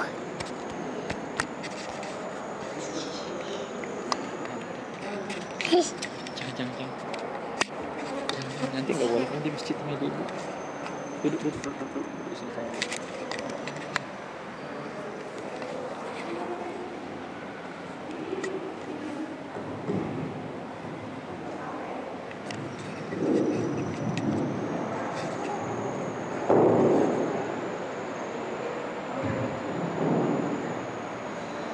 Nggak nyampe. Nggak apa-apa. Ada lagi? Ada. Ya. Kalau qashar tidak hanya boleh pada saat musafir. Hanya boleh pada saat musafir. Kalau ke Jakarta tidak safar, maka sama sekali tidak boleh qashar karena Allah mengatakan walaysa 'alaikum junahun an taqsuru minas salati in antum darabtum fil ard wa idza darabtum fil ardi falaysa 'alaikum junahun an taqsuru minas salat in khiftum ayaftinakum alladziina kafaru. Kata Allah Subhanahu wa taala, bila kalian melakukan perjalanan di muka bumi, boleh kalian mengqashar. Tapi jamak ada dalilnya. Rasulullah sallallahu alaihi wasallam kana yajma'u bil Madinati. Kana yajma'u fil Madinati. Di Madinah berarti beliau mukim atau musafir. Rasulullah mukim. Tapi beliau pernah menjamak, tapi tidak mengqashar. Pernah menjamak tapi tidak mengqashar. Ibn Abbas mengatakan arada an la yuhrija ummatahu. Syariat ini untuk agar tidak memberatkan umatnya. Maka dalam mazhab Al-Hanabilah mereka mengambil rukhsah ini. Ya. Maka dibolehkan menjamak. Kalau untuk istihadah jelas ada jamak suri dijelaskan oleh semua para ulama. Seperti umpamanya wanita yang keluar darah bukan haid tapi terus menerus. Ya, maka dianjurkan dia menjamak sholatnya berdasarkan hadis Hamnah. Adapun orang yang macet umpamanya seperti tadi, maka sekedar menjamak boleh. Kalau umpamanya tidak memungkinkan dia sholat di bandara, sudah sampai di ke kotanya, berarti tidak memungkinkan dia untuk menjamak di bandara.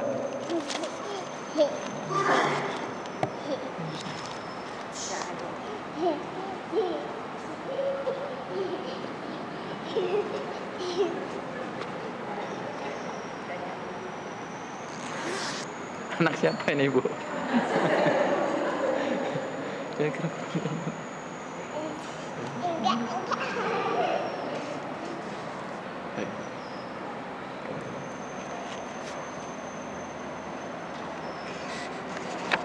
Maka Rasulullah SAW pernah menjamak di Madinah. Tidak pada waktu itu hujan dan tidak beliau sakit. Tidak beliau hujan dan tidak beliau sakit. Kemudian Ibnu Abbas menjelaskan, arada alla yuhijja ummatahu. Rasulullah masyarakat ini tujuannya agar tidak memberatkan umatnya. Maka dan ini digunakan oleh mazhab Hanabilah. Seperti umpamanya dokter yang melakukan operasi, yang dia mulai operasi umpamanya jam sebelum asar, setengah jam sebelum asar, kan nggak mungkin dia sholat asar kan, dan selesai nanti maghrib. Bisa operasi ditinggal sholat asar dulu nanti dia? Hah? Nyawa orang ibu bisa bagaimana? Nggak bisa kan? Nggak bisa ditinggal dia operasinya. Maka ini boleh dia menjamak zuhur menjamak dengan asar. Maka syariat jamak ini dibolehkan, arada alla yuhja ummatahu. Dalam kasus macet tadi, kalau kita berhenti dan sholat di waktunya akan lebih macet. Iya atau tidak? Kalau mobil pribadi. Tapi kalau angkutan umum bisa kita berhenti di tol sholat. Di Indonesia nggak bisa. Indonesia mungkin nggak bisa. tapi kalau kita berhenti akan lebih berat lagi kita. Siapa yang mau naikin kita di tol? Gak ada yang mau stop di tol. Maka untuk mengangkatkan kesusahan ini diberikan rukhsah karena Rasulullah pernah melakukannya. Maka kalau andai umpamanya tadi diperkirakan keluar dari ada kebutuhan di Jakarta dan tidak memungkinkan sampai di tempat di sini kecuali setelah waktu maghrib masuk, asar akan lewat, boleh menjamak. Jelas Ibu? Boleh menjamak. Tapi bila memungkinkan sebaiknya jangan. Bila memungkinkan, karena hukum asalnya inna sholata kanat 'alal mu'minina kitaban mawquta. Sungguhnya salat itu diwajibkan oleh Allah atas orang-orang yang beriman pada waktunya. Jadi dalam keadaan seperti ini boleh dijamak. Cukup Ibu sebentar. Cukup Ibu cukup ya. Sebentar begitu. Salam warahmatullahi.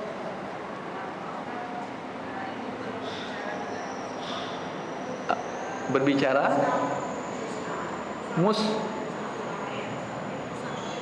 musafir ya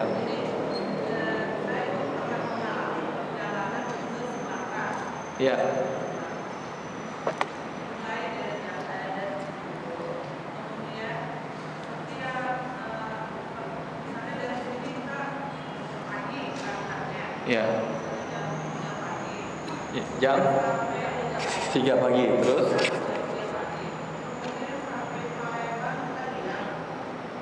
di Palembang nginap berapa hari?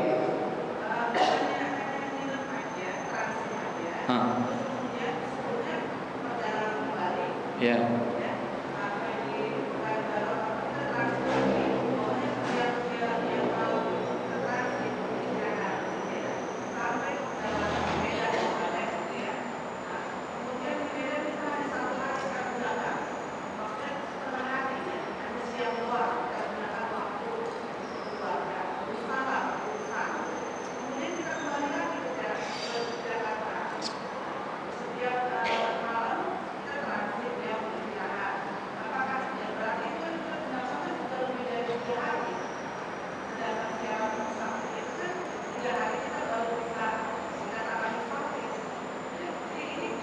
Iya.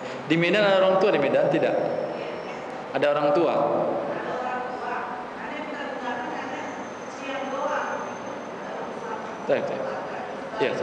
Ya. Pertanyaannya, bolehkah musafir lebih dari 3 hari itu, Ibu? Ya. Jelas, Ibu. Jangankan 3 hari, sebulan boleh musafir. Yang tidak boleh musafir mengusap kaos kakinya lebih dari 3 hari. Dia mau musafir sebulan boleh. Tidak ada kewajiban musafir harus di bawah 3 hari, tidak ada. Karena safar dari Mekah ke Palestina sebulan itu. Perang Tabuk dilakukan sekarang enggak sebulan, sekarang sehari bisa naik bus, sehari semalam bisa naik bus karena jalannya tol. Sehari semalam bisa 1000 kilo lebih, 1500 kilo dari Mekah ke Tabuk. Sebulan dulu para sahabat sebulan safar, tapi safar namanya. Tapi yang tidak boleh, dia mengusap sepatu selama 3 hari, habis itu hari keempatnya tanggalkan, berwudu lagi, pakai lagi, walaupun masih safar. Jelas Ibu? Ya. Selama sebulan tadi dalam perjalanan, kalau dalam perjalanan sebulan tadi dia masih boleh mengqasar. Jamak qasar boleh. Jamak tadi kita katakan pada saat mukim pun boleh. Jelas? Ya. Yang lain tadi Bu Wida silakan. Pergi Bu Widanya. Ya, silakan Ibu. Salam wabarakatuh. Maaf Ibu, tidak kedengaran sama sekali.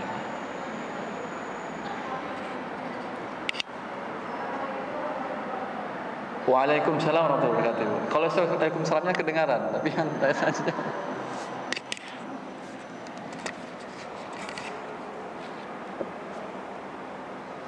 Ini Ustaz, saya punya anak di luar Ustaz.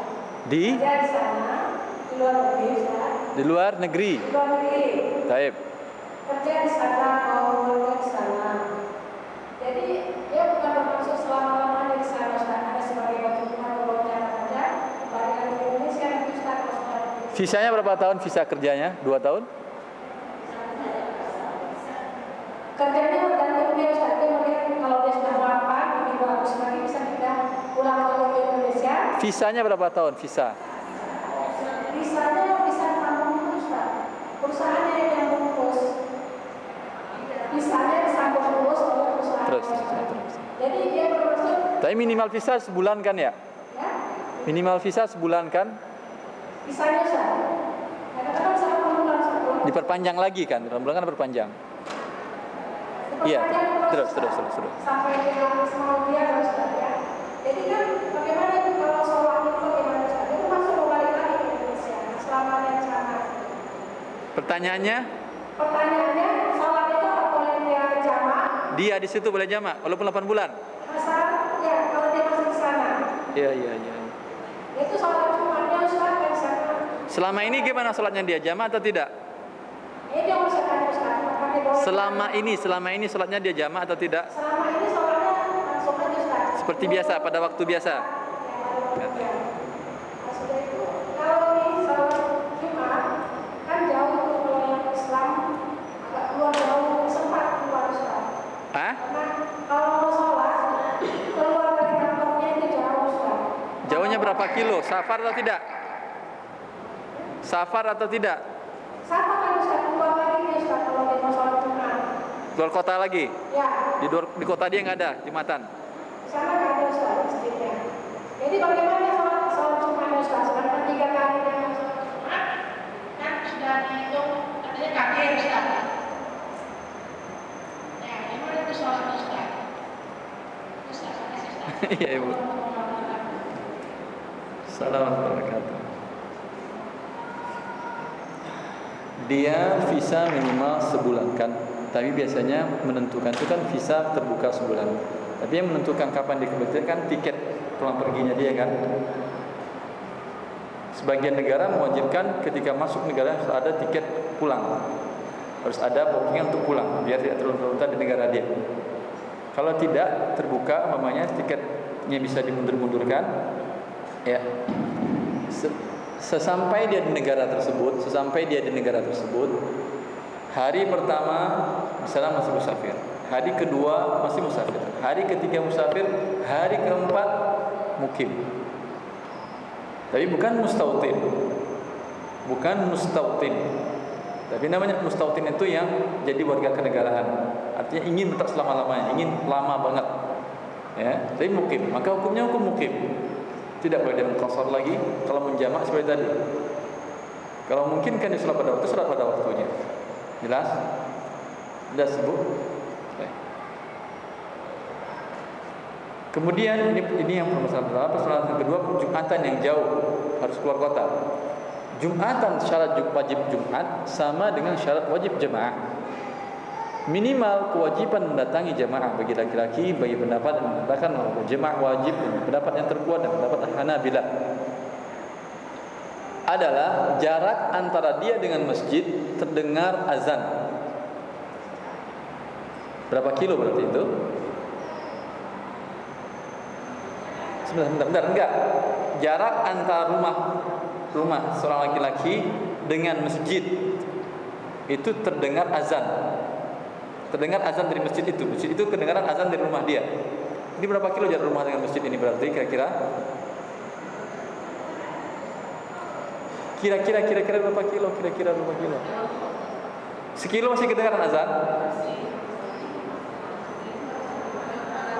Azan yang dimaksud tersebut tidak pakai mic tentunya. Kalau pakai mic, oh, Masya Allah. Mic bisa 5 kilo, apalagi di padang pasir, terbuka begitu semuanya. Tidak pakai mic sekitar 800 meter sudah nggak kedengaran kan? Maka jarak rumah yang dari masjid yang di sana ada Jumat lebih dari 1 kilo tidak wajib dia Jumat, tidak wajib dia berjamaah. Jarak rumah anak ibu tadi dengan masjid berapa kilo tadi? Berapa kilo ibu? Nggak tahu. Luar kota sudah. Walaupun masih dalam kota, tapi jaraknya dari sini ke depan umpamanya tidak kedengaran sama sekali di azan. Dari sini ke ujung sana juga mungkin sebagian nggak kedengaran kan azan. Di sini harus pakai mic. Tidak wajib bagi dia jamaah dan Jumat. Tidak wajib. Tapi kalau didatangi boleh afdal. Masalah wajibnya gugur kewajibannya. Jelas Ibu? Gugur kewajiban Jumat bagi anak ibu. Wajibnya hanya sholat zuhur. Masih ada pertanyaan?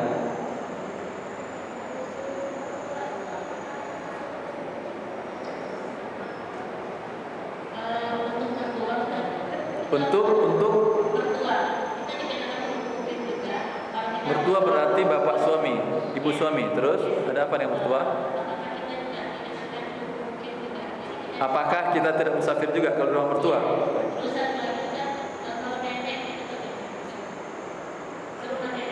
Ke rumah nenek. Baik, Masya Allah. Nenek ini maksudnya ibu dari ibu kita? Atau ibu dari bapak? Atau ibu dari suami? Baik. Hah? Sendiri. Baik. Yang dimaksud dengan orang tua adalah asal kita ke atas.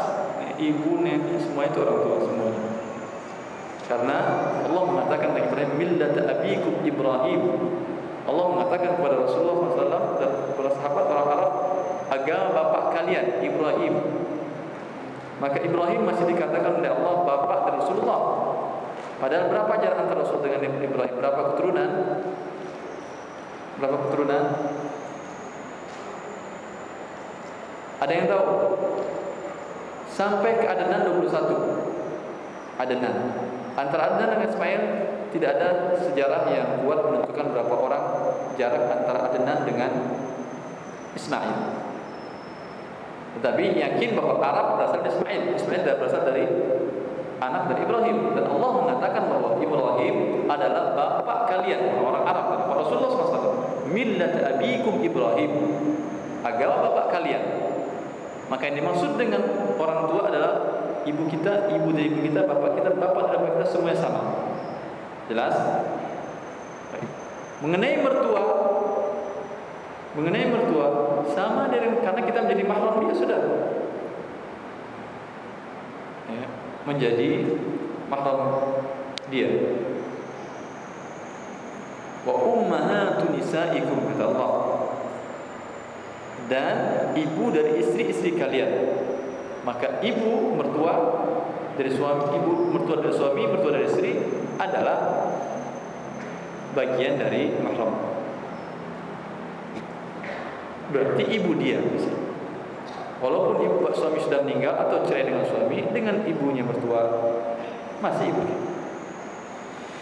Jelas? Sudah pertanyaan? Sudah cukup?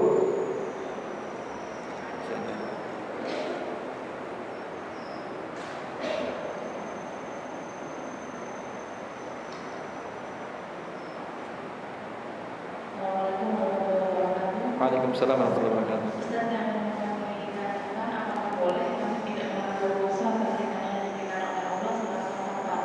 Karena kemudahan sekarang ini mungkin bisa dilakukan di sekitar jalanan, atau kita merasa nyaman dengan kondisi tempat masjid yang ada di sekitar rumah.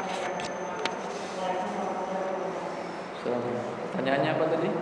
Boleh tidak Boleh kita tidak mengambil rukhsah.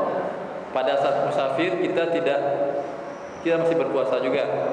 Pada saat musafir kita sholat 4 rakaat juga gitu. Pada waktunya juga. Boleh atau tidak ini? Tanya boleh atau tidak? Ibu, kalau ibu ingin membantu orang, ibu membantu dia, nyumbang, ngasihkan uang dia miskin, tahu dia butuh, dia tolak, bagaimana perasaan ibu?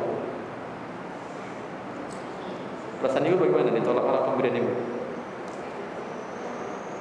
Hah? Pengen bunuh diri?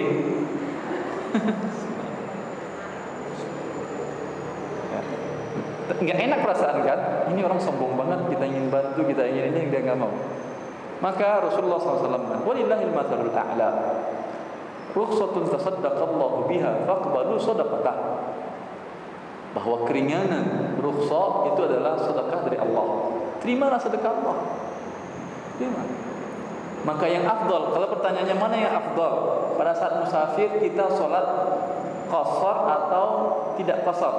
Yang afdal adalah qasar. Kalau kita sholat sempurna, berdosa atau tidak? Tidak. Baik atau tidak? Tidak baik. Yang baiknya adalah qasar.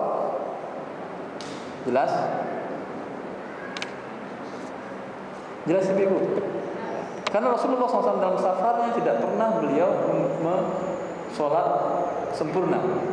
Maka ketika Utsman sholat sempurna di Arafah, banyak para sahabat yang ribut. Karena Rasulullah sholat di Arafah dan dalam safar beliau sholat qasar. Memang pada waktu jamak memang tidak terlalu banyak diriwayatkan Rasulullah, tapi qasar banyak. Hampir tidak pernah Rasulullah sholat sempurna di saat safar. Jelas ibu? Maka sebaiknya jangan kita tinggi hati untuk tidak menerima sedekah Allah ini. Terima. Yang afdalnya adalah diambil rukhsah ini. Masih ada pertanyaan? Silakan.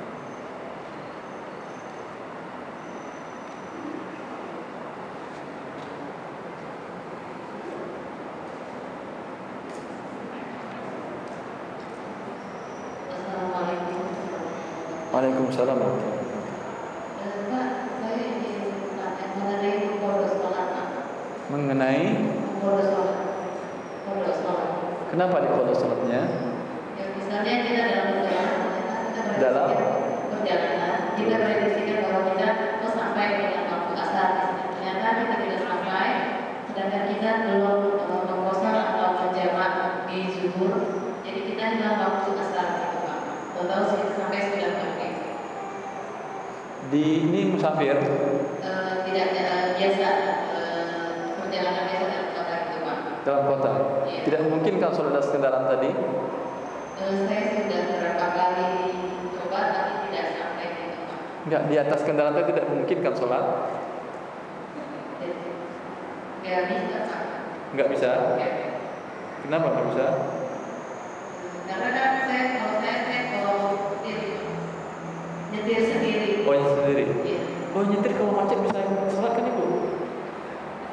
Karena kan mungkin tidak punya wudu atau bagaimana. Oh, tidak punya wudu. Sambil nyetir nggak bisa berwudu? Tayamum gitu. Tayamum. Iya betul tayamum.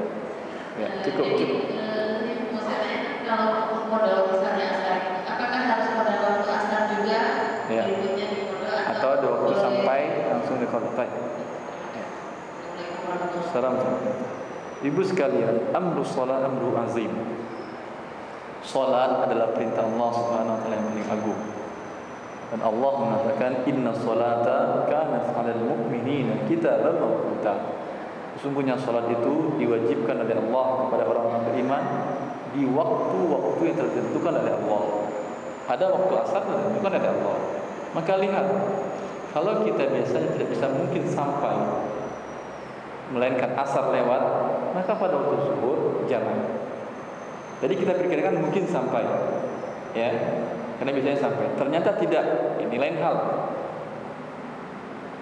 Tapi kalau umpamanya kita perkirakan tidak sampai dan tidak kita jamak, termasuk kita wailul lil musallin alladzina hum an salatihim sahun.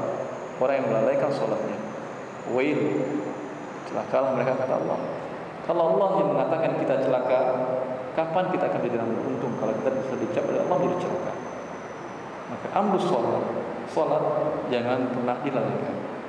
Maka perhatikan waktu zuhur tadi, perkirakan hari ini akan sampai atau tidak. Kalau tidak, jamak pada waktu zuhur. Ya. Kita perkirakan insya Allah sampai. Ternyata tidak. Apa yang kita lakukan sekarang? Kalau nyetir sendiri, kalau dalam keadaan berwudu masih bisa sholat, masih bisa sholat.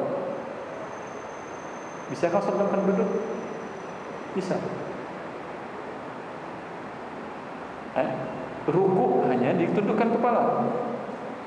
Ya, pernah Syekh Abu Bakar Jabir Al-Jazairi. Beliau mengarang kitab tafsir, Aisyah Tafasir, ulama di Madinah, orang Aljazair. Muridnya menceritakan, Syekh naik mobil dikejar sama polisi, dihentikan sama polisi. Kata Syekh, ada apa? Tadi kata Syekh, kata polisi, Syekh tadi lampu merah kamu terobos. Oh iya, saya sedang sholat, kata Syekh. Boleh sedang sholat bisa, sedang nyetir bisa sholat. Bisa, apalagi kalau tidak ada lampu merah. Ya, apalagi kalau macet, sambil jalan pelan-pelan bisa sholat. Bergerak sedikit boleh kan kalau sholat atau tidak? Nyetir bergeraknya banyak atau dikit? Nyetir apa gini-gini terus? Enggak, gitu kan pegang doang. Kalau dia belok, dia belokin banyak. Makanya geraknya nggak banyak. Tidak banyak, nyetir gerak tidak banyak. Ya, boleh dalam keadaan ini kalau seperti tadi pada hukum asalnya sholat wajib tidak boleh di atas kendaraan. Sholat sunat boleh. Syekh tadi dia sholat sunat malam hari, sholat sunat jember, beliau sambil menyetir. Diriwayatkan Rasulullah bahwa beliau sholat di atas kendaraannya witir. Witir di atas kendaraannya, di atas ontanya. Jelas Ibu? Tetapi dalam keadaan kalau kita turun lebih parah lagi macet orang, tidak ada rest area untuk kita sholat, ya, harus kita sholat di atas dan waktu hampir habis. Dalam keadaan tidak berwudu kita bertayamum, kemudian sholat di atas kendaraan sebisanya dan tidak perlu diulang nanti sampai di rumah. Kalau tidak memungkinkan juga, sama sekali tidak memungkinkan, ya, harus konsentrasi tinggi, nggak bisa setengah konsentrasi begitu, ya, maka ketika sampai di rumah langsung sholat asar tadi sebelum sholat maghrib, ya, karena termasuk dalam hadis Rasulullah SAW, man nama an salatin aw nasiha falyusalliha idza dzakaraha. Siapa yang ketiduran atau lupa, maka sholat kapan dia ingat atau bangun. Dan sekarang ada uzur yang berat tadi kita katakan, bila sudah tidak tercapai yang kemungkinan bisa dilakukan tadi, maka sholat sesampainya di tempat. Dan sesampai di tempat ini tidak mesti harus di rumah. Kalau mungkin tempat yang sudah kita bisa menepi atau berhenti sholat sebentar. Cukup ibu-ibu ya.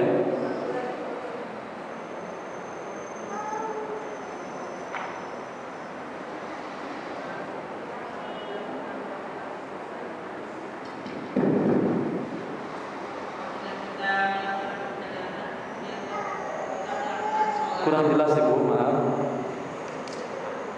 Apabila kita dalam perjalanan, ya, perjalanan jauh, perjalanan safar maksudnya Ibu? Iya, safar. Sorry. Kita di musola, iya, kosor. Iya. Tetapi di suatu masjid sedang berjamaah. Iya. Kak, ya, bagaimana? Sedang dimulai atau setengah? Tidak diambil usulnya, kan ikut berjamaah. Iya. Kalau ada berjamaah, tentu sholatnya makmum sama dengan sholat imam. Imam tidak musafir, dia mukim, maka harus menyempurnakan. Harus menyempurnakan. Dalam ini ia pengecualian. Kalau kita punya rombongan sendiri, sebaiknya kita tunggu dan sholat qashar. Kalau kita rombongan, umpamanya kita ada satu keluarga, sebaiknya kita sholat berjamaah berbarengan dan qashar. Tapi sendiri umpamanya, ya, atau tidak ada teman berjamaah, maka sebaiknya ikut dengan jamaah tadi. Dan tidak mungkin qashar.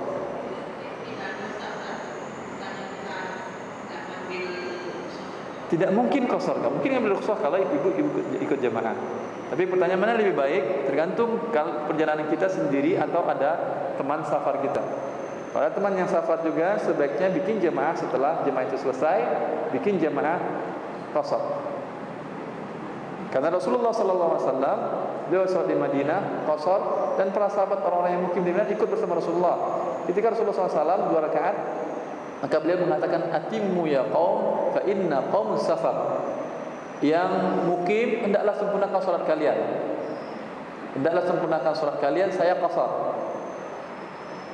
Maka kalau umpamanya ada penawaran, silakan maju jadi imam. Sebaiknya yang jadi imam adalah orang salat musafir, sehingga dia qashar, sedangkan orang yang mukim dia melanjutkan lagi 2 rakaat. Saya kira cukup ibu ya. Nanti insyaallah kita lanjutkan pembahasannya. Subhanallah. Assalamualaikum warahmatullahi wabarakatuh.